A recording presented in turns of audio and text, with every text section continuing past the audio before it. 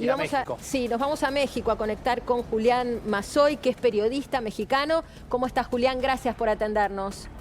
¿Qué tal? Muy bien, feliz de estar con ustedes, gracias. Igualmente, igualmente. Bueno, nosotros seguimos sorprendidos por las derivaciones de esta red de narcotráfico y te lleva un tema muy puntual. Recién desandábamos el camino de la supuesta amante del Mencho, la que él mismo se indica como quien termina delatándolo y casi que da un mensaje de fue ella, ¿no? Con lo cual imagino el riesgo de vida en el que está esta mujer.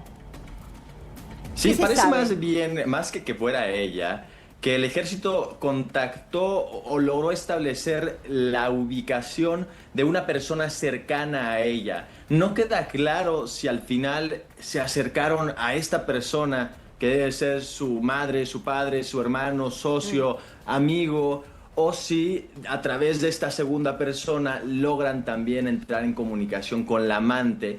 Pero lo que sí es claro es que cayó por amor el Mencho o por un deseo profundo sexual. No me termina de quedar exactamente claro qué es, pero parece que su debilidad fue una mujer. Sí, y allá, ¿qué se baraja? Que esta mujer en algún momento fue captada por esa es la gran duda, agencias de inteligencia, claro. Sí, bueno, fue desde que arrancó la historia, hay Julián, muchos nombres que vuelan. Estamos pensando eso, o la infiltraron, o la captaron, o las circunstancias la llevó a ser clave en la detención, o la tenían o todo apretada junto. y no le quedó otra que venderlo, viste, al estilo Pablo Escobar con quien fuera su amante, la periodista colombiana. No sabemos, porque yo lo que les puedo decir es la información oficial, no se puede especular y es muy divertido hacerlo y me encanta y muy bien. No obstante, la información oficial, lo que dice el general secretario de las Fuerzas Armadas Mexicanas, de la Secretaría de Defensa Nacional, es que más bien entraron en comunicación con una segunda, más bien, encontraron los movimientos de una segunda persona que era cercano al amante del Mencho. La amante del Mencho sale junto con esta persona a estas cabañas en donde termina siendo neutralizado, primero detenido y después muere en el camino. Y cuando llegan días antes esta segunda persona y la amante a las cabañas, ellos empiezan a barajear la posibilidad de que entonces están en las cabañas porque el Mencho va a ir a visitarla. Y porque la sacaron de Guadalajara para poder encontrar un espacio más seguro en donde también podría llegar el Gran Capo. Ahora, si esa reunión terminó siendo planeada, claro, que se hayan acercado con la mujer para poderle pedir que ella se comunicara con el Mencho porque lo quería ver y entonces así poder intervenir, hasta por la propia seguridad de la mujer no va a poder suceder. Ahora, hay muchas mujeres que han intentado colocar en la conversación pública que podrían ser ellas. Se habla de que, por algún motivo extraño, todo el mundo dice que esta mujer tiene un OnlyFans, por ejemplo. Ah, mira. Y por lo tanto se habían mencionado una serie de nombres de mujeres que yo no conozco y que me parece tampoco innecesario mencionarlos porque ellas han negado que hayan sido ellas, que naturalmente también lo harían si lo fueran. No, acá lo que llama la atención es que el Mencho la señala en el audio, en uno de los últimos. Directamente. Él directamente dice, fue ella, la nombra. ¿El Mencho en qué audio? Discúlpeme, ¿es un a audio ver, acreditado? por ahí lo podemos compartir, Julián. Es un audio que llega acá a Argentina bajo la idea de que podría ser el Mencho o alguien del Mencho señalándola. Ahora, por ahí nos ayudás vos a certificar si en efecto digamos, se trata la voz del Mencho o no. ¿Lo podemos poner? A ver. Si lo tienen en producción, yo estaría bueno escucharlo. A ver, escuchémoslo. Danos un segundito, ahora sí, claro, lo compartimos, en instantes el análisis también de Analía Rañazá. Y recién hablabas del búnker y de esta maniobra para llevarlo al búnker, si fue fortuita o fue orquestada. Luciana Arias tiene imágenes exclusivas del búnker del Mencho. Contanos, Lu. Claro, Marina, fíjate lo que se pudo observar del lugar que fue el último refugio del Mencho. Ese lugar, allí por supuesto también en Jalisco, donde fue hallado finalmente por la policía mexicana con apoyo de los Estados Unidos. Este es el interior de la casa, este es el exterior de la casa. Bueno, vamos a ir desde afuera hacia adentro. Una casa lujosa, un rancho, como ellos lo llaman, estilo campestre, pero moderno al mismo tiempo, que estaba ubicado en un lugar que es muy exclusivo, es un lugar turístico. La zona es una zona boscosa. Allí vemos las sierras, por ejemplo, en el fondo de este lugar, que está como sobre una zona un poquito más elevada, como una pequeña colina. Esta es una de las imágenes del exterior y ahí vemos este lugar porque así era la casa del Mencho por dentro, por lo menos la última morada, la última guarida del Mencho. ¿Qué encontraron cuando ingresaron? Vamos a hacer un repaso. Fíjense, allí hay lo que pareciera ser un living normal, pero encontraron también medicamentos. Recordemos que él tenía una patología renal muy severa, es decir que necesitaba constantemente medicación para poder mantener en buen estado su salud. Y también encontraron un pequeño altar, un altar donde había, por ejemplo, imágenes de la famosísima Virgen Guadalupana. Es una de las vírgenes, si se quiere, la virgen más importante de ese país, de México. Esto fue lo que se halló, no se encontraron armas, estuve buscando la información, no se hallaron armas. Sí se encontraron armas luego cuando justamente volvieron a requisar la zona por donde se había tratado de escapar el Mencho, porque esta casa que estamos observando tenía un jardín en la parte posterior con un sendero para llegar a la zona boscosa. Lu, y tenía también un altar. Después producción tiene imágenes de ese altar, porque habían elegido en la parte final, ya cuando evidentemente ellos no lo sabían, pero les quedaba poco tiempo, un salmo de la Biblia muy particular, muy llamativo, casi como si supieran que el próximo capítulo que venía iba a ser justamente una rebelión narco por la muerte del líder, que ahora lo vamos a compartir en minutos. Pero está Julián en México. Julián, escuchamos esto que muchos adjudican al propio Mencho, no sabemos si en efecto es la voz del Mencho o no, pero sí en este audio se señala a esta mujer como la posible entregadora. Julissa, sí, lo escuchamos. Escúchame bien, güey. Nos cayeron a la verga, nos vendió la hija de su puta madre de la güera, la pinche perra, hija de puta de la María Julissa. Si no te contacto, manda a quebrar a la verga toda su puta descendencia, descuartítala y dáselas de comer a los tigres. Vámonos, cabrones. Bueno, ahí está. ¿Será, no será? A ver, se ríe Julián, a ver. Julián. Ya sabía que, ya una vez que en producción empezaron a escribir, ya sabía el contexto de esto. Sí, a ver, hay una serie de cosas bien interesantes en este audio. Uno, hay que decir, el audio es falso. El audio que circula no corresponde, y ya fue desmentido por autoridades, no corresponde a la voz del Mencho y más bien parece que es una fabricación de inteligencia artificial bien realizada. No obstante, si hay una campaña... A ver, hay una serie de mujeres y hombres también, pero las mujeres han pasado las noticias en México. Interesantemente, una serie de influencers vinculadas al estilo de vida del narcotráfico, que han tenido parejas del crimen organizado y además tienen una cantidad amplia de seguidores en redes sociales, muchas veces con cuentas de OnlyFans, y que eso les ha generado eventualmente tensiones adentro de los cárteles. Han habido por lo menos 3 casos de mujeres así, en condiciones como esta mujer, María Julissa, quienes han terminado siendo víctimas de homicidios. Han sido asesinadas por el cártel porque después terminan involucrándose con alguna otra persona, debiendo dinero, o el cártel rival, porque utilizan hay investigaciones en México que hablan acerca de cómo el cártel también lava dinero a través de los ingresos que tienen estas influencers. Porque son imposibles de auditar por las autoridades mexicanas los ingresos de OnlyFans, por ejemplo. Así que es una gran manera de lavar dinero. Vos decís y que entonces estas esto genera mujeres, una serie de tensiones. Que María Julissa no sería la única, que hay varias mujeres que tendrían vínculos con el cártel de Jalisco Nueva Generación, y que OnlyFans sería una forma de lavar dinero del narcotráfico. Nos miramos, Julián, con Carlos Estrone, nuestro columnista, porque la verdad que es la primera vez que lo escuchamos, que OnlyFans aparece como un vehículo para entrar plata al sistema. Blanco. Es un vehículo de lavado de dinero. Muy interesante claro, eso, ¿eh? Muy interesante. Van a mandar con alguien más, pero hay una cosa más muy clara. Yo no he dicho que María Julissa específicamente esté vinculada, porque me pueden demandar si es que se interpreta eso, sino que hay este fenómeno de mujeres vinculadas. Y hay redes sociales o comentarios en redes sociales que han intentado vincularla también a ella. Yo no tengo nada de información acerca de esta persona, más que un comunicado que ella publicó hoy en la mañana. Lo pueden encontrar en su Instagram, si les parece interesante después para el programa, en donde niega absolutamente cualquier vínculo por información falsa que se ha difundido, información que también las propias autoridades han dicho extraoficialmente que no corresponde a una carpeta de investigación este audio en específico. Amenaza, Julián, y ella se desliga. ¿Viste esa... ¿Perdón? Con respecto a la amenaza, esa bandera con una amenaza directa a María Julissa, preguntarte primero si es veraz y segundo si el contenido tiene algún sentido o es simplemente humo, digamos. No sé si viste esa bandera. donde... Sí, la tengo enfrente de mí en este momento, Claro. sí, con insultos muy fuertes, Sí. ¿no?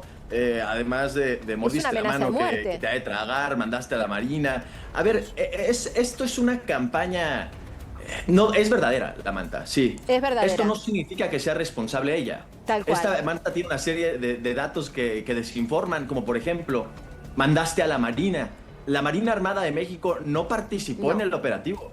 Este fue un operativo de la Guardia Nacional. Entonces, ¿qué más bien? Y me imagino que puede responder este audio, estos vínculos que han habido en redes sociales, a toda una campaña, que no más que una campaña, es una estrategia digital para mover la opinión pública y poder avanzar los intereses del cartel o de algún cartel. Esto muy probablemente más bien pertenece a algún cartel rival que busca desarticular una fuente de lavado de dinero que podría o no ser esta persona, María Julissa, y después surgirán otras mantas con otros nombres, pero la realidad es que no existe nada de evidencia para pensar que ella pueda ser responsable, Claro, ¿no? atención Además de con que ella esta también... teoría, es muy interesante, Julián, porque desde la caída de Mencho para acá se fue construyendo, digo, es muy interesante también cómo se construyen las narrativas, que uno no sabe si las construyen las propias fuerzas de seguridad, la propia inteligencia, a veces hay cuestiones que son ciertas, es decir, vos ponés bajo un signo de pregunta la idea de que haya habido una entregadora.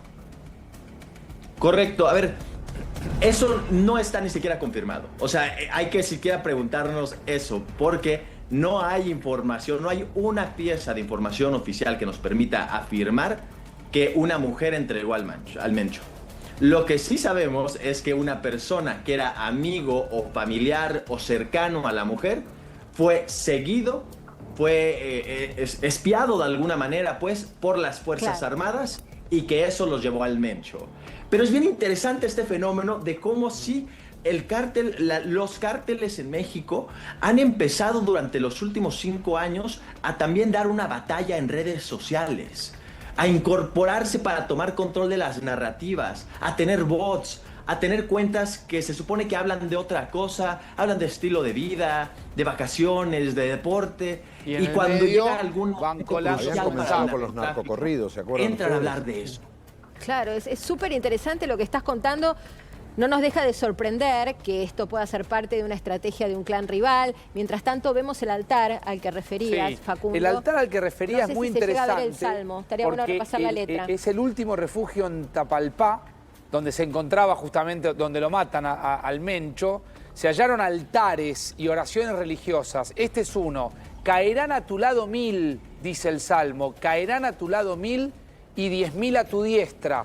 Mas a ti no llegará, el irónico salmo bíblico hallado, repito, en el refugio de El Mencho. Caerán a tu lado 1000 y 10.000 a tu diestra, mas a ti no llegará. Bueno, finalmente la bala llegó al Mencho y terminó cayendo. Esto es un salmo bíblico que lo encontraron al lado. La imagen que ustedes están viendo, ahora ya se lo voy a pasar bien a producción, porque para ahí que se ve el escrito. Se ve el escrito. Porque está manuscrito lo está viendo Salmo, acá. Claro, sí, lo estoy viendo de la computadora de Ahí se lo paso a Facundo. Juan. Esto debe ser una suerte de constante, Julián, la invocación divina. Lo hemos visto con los pulpos de Trujillo, que lamentablemente tienen sus tentáculos en la Argentina y están vinculados al triple crimen de Florencio Varela. Pero esta idea de la apelación a la divinidad es muy propia de los carteles, ¿no? Claro, además de que hay un elemento adicional, que esto también existe en tesis doctorales escritas al respecto, hay reportes periodísticos, de un fenómeno en México que es muy atractivo para aquellos miembros de los cárteles, del crimen organizado, particularmente de los miembros que pertenecen del centro, lo que nosotros llamamos el Bajío, hacia el sur de México. Hacia el norte tienen otro tipo de dinámicas, en donde ellos tienen una deidad que le llaman la Santa Muerte. Claro. Le rezan a la muerte. Para nosotros. Y hay una serie de ritos específicos para poder, pues eso, pedirle la protección a la Santa Muerte. Y hay toda una subcultura en México, en clases populares, en la Ciudad de México existe una subcultura importante con amplia representación poblacional, niños que entran en ese tipo de dinámica, y es pues un elemento cultural mexicano que han adoptado el crimen organizado para Julián, protegerse ante esto. Ahí se ve ese pequeño altar con ese escrito Yo remarcaba eso, cierra obviamente con un amén, es escrito, pero hace referencia a lo que nosotros marcábamos recién, que es ese salmo bíblico con un tono irónico: caerán a tu lado 1000 y 10.000 a tu diestra, mas a ti no llegará, dice este salmo bíblico, ¿no? Esto estaba ubicado, Facundo, en el cuarto principal, el cuarto central de la casa que recién describíamos, una casa importante en una zona turística, justamente dentro de un country club muy exclusivo. Y fíjate, las imágenes capaz que las podemos volver a ver las de la casa por ampliadas, dentro, claro. para ir contando cuáles son los santos que forman parte de este pequeño altar, además del salmo que recién leías. Una de ellas, la Virgen de Guadalupe, también lo mencionaba yo hace un ratito, la guadalupana, la famosísima Virgen que es la Madre Protectora de México. Con una iglesia muy grande, muy importante, muy popular en la feligresía convoca, creo que es los 8 de diciembre, todos los años, muchísima gente. 12 de diciembre. El 12 de diciembre, sí, perdón. El 8 es el Día de la Virgen. El Día de la Virgen María. Por eso me confundí. Gracias por la aclaración, colega. También estaba allí San Judas Tadeo, que es el patrón de las causas difíciles. Muy común, según los relatos periodísticos, y por supuesto también lo sumamos aquí al colega, allí como protección, ¿no? San Judas Tadeo es el gran santo mexicano, el principal santo a quien le rezan los mexicanos. Es perfectamente común verlo ahí. La Virgen de Guadalupe es la principal deidad a quien le rezan los mexicanos. Y también está San Charbel, un santo del Líbano, bueno, que también formaba parte de ese pequeño altar que estábamos observando recién. Mientras tanto lo veo a Descalzi, que está con información, y ahora, después de algo que va a presentar Carlos Estrione, quiero que te sumes, porque seguramente sabés que encontraron dentro de la casa del cuñado. O sea, para ver si hay similitudes y si podemos seguir los pasos del Mencho. González Valencia. Claro, y seguir los pasos del Mencho en América Latina. Pero Carlos Estrione tiene un material impactante. Un cumpleaños, Carlos, contanos. Y le quiero preguntar, te pido, Julián, que estés atento, porque hay también un culto que se le rinde a estos narcos, no sé si es por miedo o por qué, pero que llevan a sus fiestas de cumpleaños a personajes relevantes de la cultura mexicana. Estas son imágenes del último cumpleaños del Mencho. Mira, escucha. Y por supuesto, por una persona bastante especial, para el señor de los gallos, que me gusta mucho. Esta agrupación que humildemente tiene 37 años y se llama Grupo Laberinto. Y para toda la gente de a caballo también en esta noche. Al Grupo Laberinto lo habían llevado a tocar para este cumpleaños. Estaban en Estados Unidos haciendo una gira y en el día los llevaron en un avión privado hasta México para que tocaran para el Señor de los Gallos. Ahí está bien clarito. Clarísimo. Feliz cumpleaños, Señor de los Gallos. Señor de los Gallos, hasta donde yo sé, es una canción vinculada. Ustedes saben que el gallo es el que manda, el número uno, digamos, la figura macho alfa sería acá. Y aquí le cantan al Señor de los Gallos. ¿Quién es el Señor de los Gallos? El Mencho. Se da, Julián, esta situación conocimos antes los narcocorridos, se da esta situación que en los cumpleaños hasta exageran su poder llevando bandas conocidas para que canten y celebren en su día. Es un fenómeno conocidísimo en México. Hay toda una industria de lo que nosotros llamamos corridos. Los corridos son es música regional mexicana, no es mariachi, es algo diferente, la tonalidad es distinta, la historia también, que buscan contar la historia de grandes hazañas.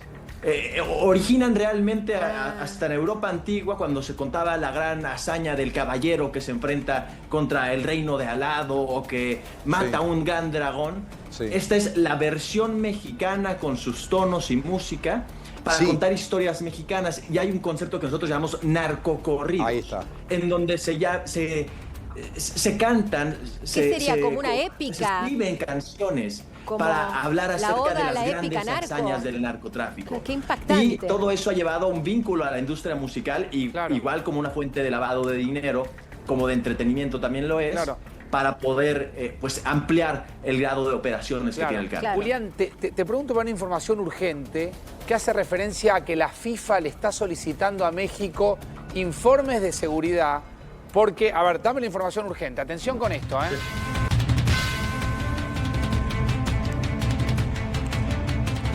Reiteramos la información urgente. Atención con este dato, porque la FIFA le está pidiendo un informe de seguridad a México. Claro, por el Mundial. Porque se acerca el Mundial. La violencia en Jalisco pone a prueba la sede mundialista en Guadalajara. El estadio de Guadalajara, uno de las tres sedes en México, justamente de la Copa del Mundo, enfrenta en estos momentos su mayor prueba de seguridad a menos de 4 meses del inicio del torneo. La ciudad tiene asignado 4 partidos, incluidos el segundo encuentro de la selección nacional en la fase de grupos. Se prepara para albergar también la ronda de repechajes el 26 y el 31 de marzo, en la que van a participar equipos de Oceanía, de la CONCACAF y de África.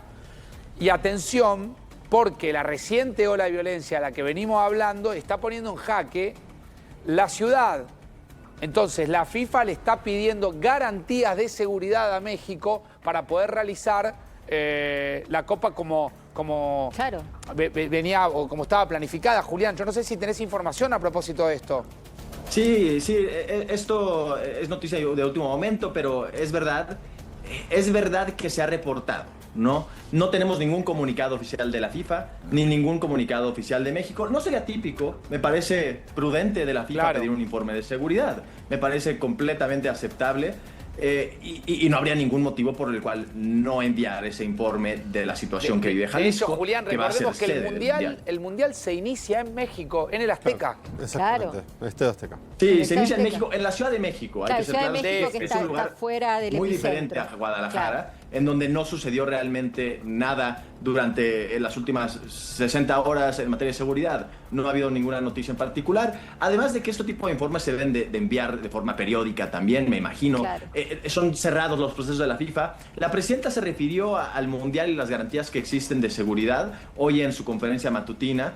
Y lo que dijo es, hay plena garantía de seguridad en el Mundial, no es un tema que nos esté preocupando, pero también decir que este gobierno ha tomado una posición de organizar el Mundial a regañadientes. El contrato fue firmado realmente desde 2018, en el último mes o últimos 2 meses del presidente Enrique Peña Nieto, quien pertenece a otra dinámica política por completo a la que pertenece Claudia Sheinbaum, y ella se ha referido a un proyecto que realmente no refleja los valores del gobierno que ella encabeza, pero que está obligada contractualmente a llevarlo a cabo y que va a intentar ajustarlo para poder, pues un poco, terminar de hacerlo ajustado para que su gobierno pueda un poco sacarle algo de ello. Pero ella, como se refiere a sí misma como una mujer de izquierda, dice esto es un proyecto neoliberal. Son los términos que utiliza. Sí, está clara la lectura política que haces. Ahora volvemos, danos un minuto porque queremos hablar de la sucesión del Mencho y si es cierto que quien más chances tiene es su esposa, que está presa. Pero ahora volvemos con eso. Quiero ir a Descalzi, que está en un lugar clave porque se está rematando esa propiedad que fuera del cuñado del Mencho y donde él también pasara algunas estadías. Contanos, Gustavo, ¿qué más se sabe de la conexión uruguaya? Además, los tentáculos aquí en el Uruguay hablan de, voy a decirlo vulgarmente, decenas de millones de dólares que pasaron por Uruguay y decenas de toneladas de droga que han pasado por el Uruguay, producto de esta punta de organización, de esta cabeza de organización que tenía aquí González Valencia, triangulando con otros capos mafiosos de la región y haciendo lugar a las directivas que venían desde México. Sobre todo le quiero decir que la vinculación de Punta del Este tiene que ver con el movimiento de dinero a través de propiedades, es decir, de real estate, de inversiones inmobiliarias de escala, como esto que usted está viendo ahí, que es una casa ubicada en uno de los barrios más importantes de Punta del Este, esto ahí al lado del club de golf, muy cerca del Beverly Hills. Esta es una propiedad que tiene 15.000 metros cuadrados de terreno. Imagínese una manzana y media solo de parque. Más la casa que la ve usted muy venida menos porque quedó prácticamente abandonada después de que fuera capturado aquí en el Uruguay.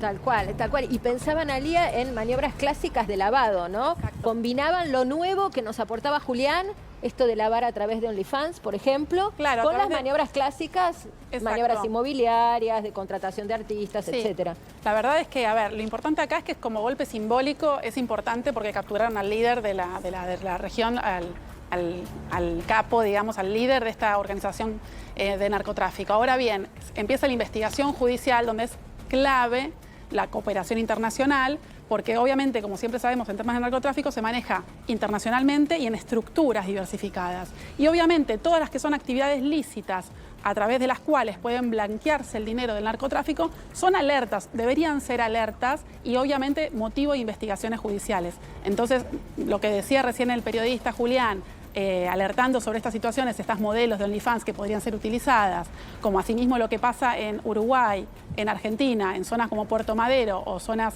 exclusivas de Uruguay, donde se compran inmuebles con tal vez controles laxos. Por eso también es importante todas las personas que intervinieron en esas escrituras, en esas operaciones de compraventa, porque en Uruguay, si bien es más laxo que en Argentina, también hay controles cuando pasa ciertos límites de dinero, cuando hay dinero entregado en efectivo para esas compraventas. Entonces, obviamente, todas las personas que estuvieron interviniendo son parte, y por eso es importante la cooperación internacional judicial en estos casos, ¿no? Sí, hay que ver si hay decisión política / judicial, Julián, de ir por la ruta del lavado también, porque ahí se abre la investigación, ya no hablamos del Mencho, hablamos de una cadena inabarcable. Sí, la presidenta ayer le preguntaron directamente a ella y al secretario de Seguridad Pública y Protección Ciudadana, Omar García Harfuch, ministro equivalente, acerca de qué sigue, porque hay una preocupación real con lo que comentamos hace un momento, la sucesión. Y cómo garantizar que la sucesión no se convierta en un conflicto interno que derrame más sangre de mexicanos. Y la presidenta fue explícita en decir, a ver, vamos tras los siguientes también, pero hay algo fundamental, el combate al lavado de dinero. Envió una reforma para combatir algo que nosotros en México llamamos factureras, que son empresas que, no sé si también es un concepto en Argentina o no. No, acá es facturas truchas, más bien. Pero se entiende. Pero se entiende claramente. Despachos fiscales que emiten facturas falsas. Sí. Facturas de empresas, facturas que nunca se terminaron de ejecutar. Para eso también se emitió una reforma a la Constitución mexicana. Hace un año fue aprobada, no hace un año, el año pasado, hace 3, 4 meses fue aprobada y habló acerca de la importancia de ello, de combatir justamente a través de estas otras estrategias, no solamente a través de la estrategia Kingpin, que nosotros le llamamos la de cabecillas, de ir tras las cabezas de los cárteles, sino también poder perseguirlos con otros mecanismos, ir por mandos medios y bajos y poder desarticular también a través de decomisos, eliminar laboratorios clandestinos, y el combate al tráfico, al lavado de dinero es fundamental. Claro, es muy complejo, pensaba Martín, vos que viviste en México y sos experto en temas de seguridad, porque uno tiende a pensar que ante semejante escala de negocios, los incentivos para que el negocio continúe son un montón. Y si no organizan la sucesión, se los comerá algún otro cartel, pero el problema va a seguir estando ahí. No solo va a seguir estando, sino que aumenta, crece y además la sucesión es muy jugosa, con lo cual se la empiezan a disputar muchos carteles, empiezan a disputarse pequeñas personas que empiezan a sumar dentro de la organización y también corren el riesgo de que una segunda o tercera línea asuma la sucesión y sea más violenta e incremente la violencia y ese tipo de cuestiones. Sí, pasó con Escobar, por ejemplo, y pasó con el Chapo Guzmán. Exactamente, por eso nosotros ya tenemos una historia en la cual podemos basarnos y decir este tipo de cuestiones. Déjame decirte que también cuando empiezan a lavar ahora activos, lo hacen a través de empresas totalmente ilícitas, por ejemplo, de comidas, de primera línea, primera necesidad. Bueno, pero esto novedoso que plantea Julián, que trae, que para mí es uno de los datos, Analía, del día, es que a través de OnlyFans y de influencers se puede ir lavando dinero, convirtiendo dinero ilícito en el mercado legal. Permítanme complementar algo de esto. Sí, es que acaba de surgir, porque se está haciendo viral en México, una cuenta falsa en Twitter, en X, de esta persona, María Julissa, que ya ha sido señalada como falsa, en donde además ella escribe, o la persona que está detrás de ella escribe que sí es responsable de esto. Entonces esto ilustra cómo es que hay toda una industria. Igual que se cuide. Sí, no. Cómo es que el cártel ha entrado sabemos a si las es real. redes sociales para colocar narrativas. No se sabe si es real, no se le puede quitar tampoco importancia a esta persona, me parece que debería ser igualmente cuidada, más allá de que no sabemos qué hipótesis hay detrás de esto, ¿no? Lo que también sí hay muchos que negocios es real detrás es de el esto. comunicado en su Instagram, en donde ella establece con toda claridad que no es responsable. En este tweet, en X, ella dice que sí es responsable. Si así lo fuera, no lo va a ir a decir, claro, por eso. Claro, no importa, sí, yo creo sí. que ahora la discusión no iría en ese caso porque también debe haber mucho aprovechamiento, mucho negocio, Pero mucho está bien también lo que dice influencia que Julián. quiera sumarse. Y hay gente que a través de estas maniobras de redes o de marketing digital pretende instalar una narrativa. Por ejemplo, que la culpable de todo es María Julissa. Me parece que es algo que también tiene que ver con la sucesión de la que hablábamos, ¿no? Quieren sacar tajada. Correcto, sí. Y quieren poner el foco también sí. en el lavado, en esa forma de lavado en OnlyFans Claro, también. claro. También es Ahora, otra forma. Julián, se habló mucho del Mencho como un hombre mucho más poderoso y mucho más sanguinario incluso que el Chapo Guzmán, y la crónica periodística dice que se les animó a los hijos del Chapo, más allá de que sabemos que el Chapo está en una cárcel de máxima seguridad, es fácil hoy ir contra ese poder, pero ¿es tan así? ¿Lo describirías como 10 veces más poderoso y 10 veces más sanguinario que el Chapo, que es como el ícono del narco mexicano? Correcto, yo sí diría que este tipo es infinitamente más sanguinario que el Chapo. El Mencho surge de otra historia distinta. El Mencho fue policía, además de que su primera actividad criminal fue en un grupo que se llamaba Los Milenios, que después terminó por sumarse a otro grupo que él encabezó en un momento, que se llaman los Matazetas. Los Zetas eran otro cártel criminal que ya está desarticulado en México, no es considerado un factor realmente, tienen alguna población muy pequeña, realmente no tienen ninguna presencia territorial. Y él encabezó un cártel con el motivo expreso de asesinar personas del crimen organizado, que después realmente al mismo tiempo era el propio crimen organizado quien lo estaba haciendo, naturalmente. Pero es un tipo que se caracterizó por desapariciones forzadas en los últimos años. Estamos hablando de que México tiene una crisis importante de gente desaparecida que no sabemos en dónde están. Algunos están en el crimen organizado, otros pues desaparecen porque simplemente se van de su casa y no entran en comunicación con su familia, pero muchos están muertos, eso es innegable. Claro. Y son desaparecidos y el responsable principal en México es el cártel Jalisco Nueva Generación. De hecho, el estado con más desaparecidos en el país, incomparable con ningún otro estado, es Jalisco mismo. Entonces, sí, naturalmente yo diría que el Mencho no era un narco muy buscado en México, era el narco más buscado del mundo. El cártel Jalisco Generación no es un cártel importante, es el cártel más grande del mundo.